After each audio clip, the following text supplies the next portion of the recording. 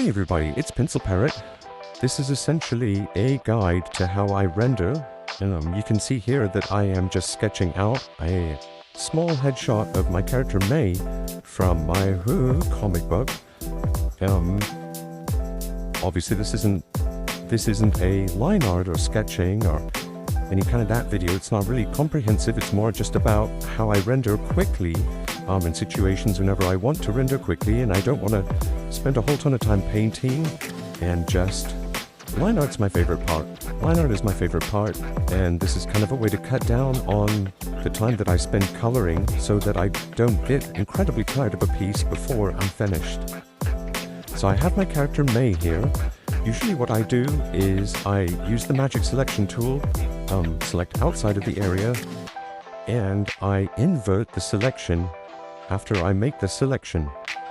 And then I create a new layer, like so, and I fill the layer with usually a skin tone or the most prominent color. I usually just default to skin tone. I create a new layer, and using the magnetic lasso, which I know not every program has the magnetic lasso, it's really easy to use and it's super fun. It's only recently become part of my workflow just because it's so convenient, but this is 100% doable. Just however you put in your flat colors, just go ahead and put them in. So I've just finished putting in all of my flats. And usually whenever I start my coloring process, I'll go bottom to top or top to bottom on my layers. I create a new layer for each individual color. I alpha lock it so I only draw on that color. And for eyes specifically, I kind of just go through and manually color them because I really enjoy coloring eyes. I just use the same line art tool. For the tops of the eyes, I use a cooler, or just on one side of the color wheel, I'll switch to a different hue, darker value, and I'll put it on top of the eye, and then, like I just switched over to a slightly greener hue and a lighter value to do those highlights at the bottom, and sometimes I can add some extra things. I select the whites of the eyes. I did not put them on a separate layer, so I'm having to select them, but it is alpha locked. After I've selected all of the whites of the eyes, I typically move over to a blue color and just a round shading brush, or just any kind of paintbrush that you have, not watercolor ideally, and I color in the tops of the eyes where the shadows are kind of following the curvature of the eye, and then I drop a pink color from my color wheel, and right along the edge of where the blue ends, I put a stripe of pink. After this, I take the blur tool, or you can use a smudge tool, and I blur the pink into the blue, and then I blur the pink into the whites of the eyes.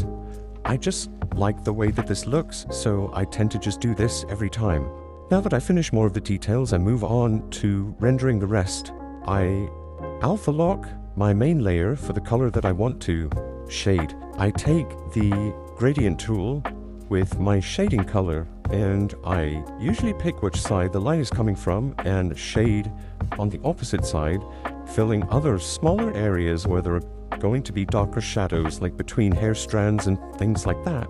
So now comes the fun part. I drop the original hair color, take the lasso tool, and I start to draw in parts of the hair that are going to be highlighted, and you'll see how this works here in a minute. So jagged edges, strands of hair, I try to kind of outline clumps of where I want the light to hit. And once I have all parts selected, I fill with the original hair color, and magically you have highlights. I end up fixing up little parts that got covered up or things that I need to tweak, like underneath the hair here, and then I continue to move on to go ahead and tweak and correct different parts that just don't look right.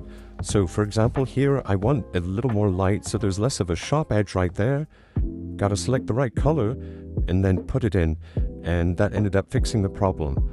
After this, I go ahead and take the blur tool and very selectively, only in certain areas, blurs one side of the highlights just to kind of give it a rounder, softer kind of rendered look. After I'm happy with how it looks, I go ahead and select a light blue, and with a paintbrush tool, I lightly add in bounce light.